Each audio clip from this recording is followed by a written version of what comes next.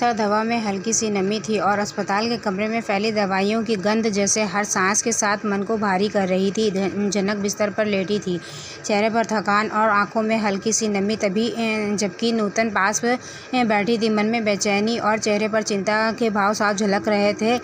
उसने धीरे से कहा कि ऋषि नहीं आए। उसकी आवाज़ में शिकायत का कम और दर्द ज़्यादा था। जनक ने हल्के से सांस लेते हुए माँ की ओर देखा और लगभग बुझी हुई आवाज़ में कहा कि उसने पहले ही बताया था कि ऋषि व्यस्त हैं, शायद इसलिए आने का समय नहीं मिला। लेकिन नूतन के शब्द जैसे जनक के दिल में चुभ गए। उसका कहना था कि मुश्किल समय में एक पति अपनी पत्नी के साथ के पास होना सबसे ज़रूरी है और ऋषि का ना होना कहीं ना कहीं एक सवाल खड़ा कर रहा है। इसी बीच बाहर गलियारे में पराशर दादा भाई के साथ खड़े होकर उनकी चिंता जानने की कोशिश कर रहे थे। उन्होंने पूछा कि होटल में रहने के दौरान कोई दिक्कत तो नहीं हुई। दादा भाई ने सहज स्वर में कहा कि वह ठीक है और उन्होंने डॉक्टर से भी बात कर ली है। उनकी बातों में विश्वास था कि जनक जल्द ही ठीक हो जाएगी, मगर उनकी आंखों में एक चिंता साफ झलक रही थी। पराशर ने अगला सवाल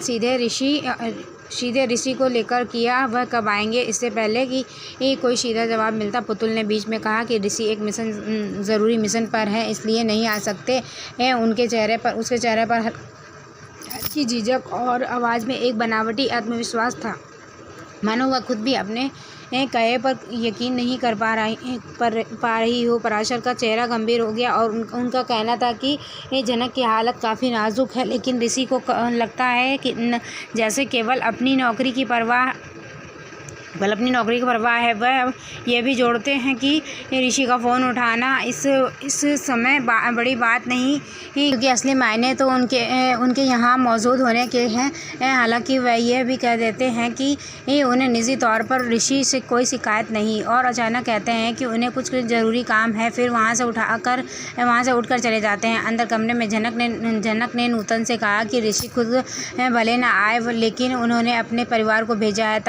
तभी दादा भाई कमरे में आए और उसके पास बैठकर पूछा कि उसने अपनी सेहत का इतना ध्यान क्यों नहीं रखा, आखिर इतनी लापरवाही क्यों की। जनक की आंखों में आंसू भर आए और वह रोते हुए बोली कि उसे उनकी बहुत याद आती है। दादा भाई ने उसको हाथ थामते हुए कहा कि वह उसे कोलकाता ले जाएंगे ताकि वह उनके पास रह सके, लेकिन जनक ने सिर हिलाकर मना कर दिया और सवाल किया कि उसे आखिर उनके घर में रहने का हक किसने दिया है। दादा भाई ने गहरी सांस ली और भावुक स्वर में कहा कि उसके महत्व का उन्हें तब एहसास हुआ जब वह घर छोड़कर चली गई थी। उनकी आवाज़ में पछतावा और अपनापन दोनों था, मगर जनक ने फिर भी उन्हें समझाया कि उसकी चिंता न करे और पुतुल के साथ घर वापस लौट जाएं। लेकिन दादा भाई का लहजा अडिग था। वह बोले कि चाहे कुछ भी हो वह उसे अपने साथ ले जाएंगे। बाहर जाते हुए नूतन और पुतुल की बातचीत ने माहौल को एक और दिशा में मोड़ दिया। नूतन ने पुतुल के साथ सीधा सवाल किया, क्या ऋषि ने सच में जनक को स्वीकार किया है। पुतुल थोड़ी चौंक कर बोली कि आखिर नूतन को ऐसा क्यों लग रहा है। नूतन ने धीरे धीरे कहा कि जनक ने उसे कुछ स्पष्ट नहीं बताया, लेकिन एक माँ का दिल अक्सर सच को महसूस कर लेता है और उसे लग रहा है कि कहीं ना कहीं कुछ ठीक नहीं है। पुतुल ने गहरी सांस लेते हुए कहा कि असल में ऋषि की पहले से ही किसी और से सगाई हो चुकी थी। उसके शब्द सुनकर नूतन का चेहरा सख्त हो गया, मानो भीतर से कोई गहरी चोट लगी हो। इस सच ने उनकी आशंकाओं को और गहरा कर दिया। कमरे के अंदर की हवा अब और भारी हो चुकी थी। जनक बिस्तर पर लेटी खिड़की के बाहर देख रही थी, जैसे वहाँ से कोई जवाब ढूंढ रही हो। दादा भाई का चेहरा भी अब विचारों में डूबा हुआ था। एक तरफ अपनी जिम्मेदारी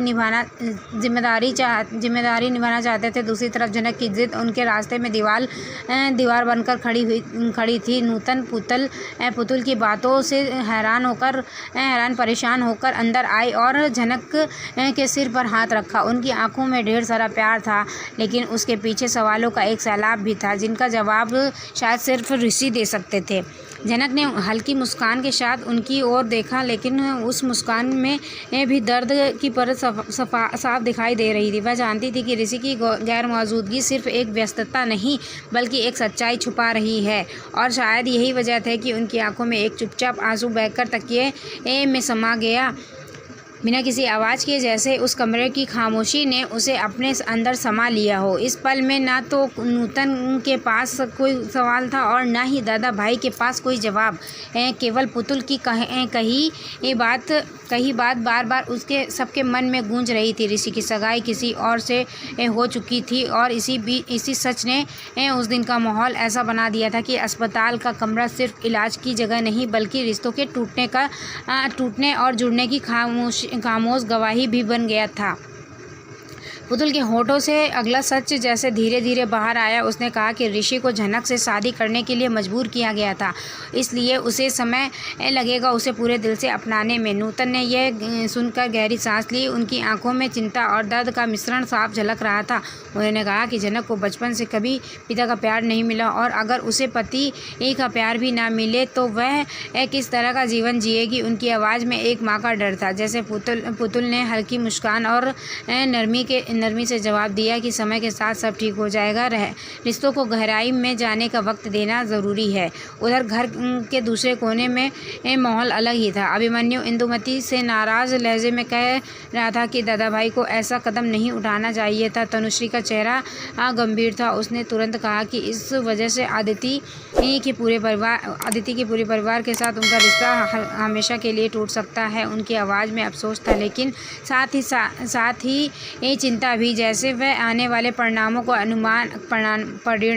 अनुमान पहले से ही लगा रही हो। उसने यह भी जोड़ा कि ऋषि इस समय बहुत दुखी है। पायल जो अब चुप थी अचानक इंदुमती की ओर मुड़ी और बोली कि उन्हें दादा भाई का फ़ोन करके पूछना चाहिए कि वह कब लौटेंगे। मगर इंदुमती का जवाब कठोर था। उसने कहा कि जब दादा भाई ने अपने ही परिवार के खिलाफ जाने का फैसला किया तो अब वह उनसे बात करने का कोई इरादा नहीं रखती। नीला जो यह सब सुन रही थी चुप ना रह सकी। उसने तीखे लहजे में कहा कि पुतुल अपने खुद के रिश्ते में सफल नहीं हो पाई, इसलिए वह किसी भी रिश्ते को खुश देखना नहीं चाहती। यह सुनते ही इंदुमती ने तुरंत नीलू को रोक दिया और कहा कि इस तरह की बातें ना करें। लेकिन नीलू का गुस्सा कम नहीं हुआ। उसने बताया कि ऋषि अपने कमरे से बाहर तक नहीं आ रहा, मानो वह खुद को हर किसी से और हर बात से काट चुका हो। इस बीच अस्पताल में झनक ने हिम्मत जुटाकर दादा भाई से एक सवाल किया जो उसके मन में अंदर तक कुरेद रहा था। क्या ऋषि ने अदिति से शादी की है? यह सवाल सुनते ही दादा भाई के चेहरे पर एक अजीब सी बेचैनी आ गई। उन्होंने नज़रें झुका ली और स्पष्ट रूप से कहा, वह इस बारे में बात नहीं करना चाहते। झनक ने धीरे से बताया कि उसने अपने परिवार और गाँव वालों को कभी सच नहीं बताया, शायद इसीलिए वह चाहती थी कि यह सच बाहर ना आए। उसने दादा भाई से वादा करने के लिए कहा कि वह कभी किसी से कुछ नहीं कहेंगे। दादा भाई ने उसकी आंखों में झांकते हुए सिर हिला दिया, मानो उन्होंने बिना शब्दों के ही वादा कर दिया हो। दूसरी ओर तनुश्री ने माहौल बदलने की कोशिश करते हुए कहा कि कल अदिति के घर चलते हैं ताकि बात साफ हो सके। तभी दरवाजे पर कदमों की आहट हुई और ऋषि वहां आ गया। उसकी आंखें थकी हुई थीं और चेहरे पर एक अजीब सी उदासी थी। उसने शांत लेकिन भारी स्वर में कहा कि अदिति ने उससे शादी करने से साफ इनकार कर दिया है। यह सुनकर कमरे में एक पल के लिए खामोशी छा गई, जैसे किसी ने सबके दिल की धड़कनें रोक दी हो। दिन का अंत उसी बेचैनी और अधूरे जवाबों के साथ हुआ। हर कोई अपने अपने सवालों में उलझा था और झनक के लिए हर दिन एक और अनजाने बोझ के साथ ख़त्म हुआ।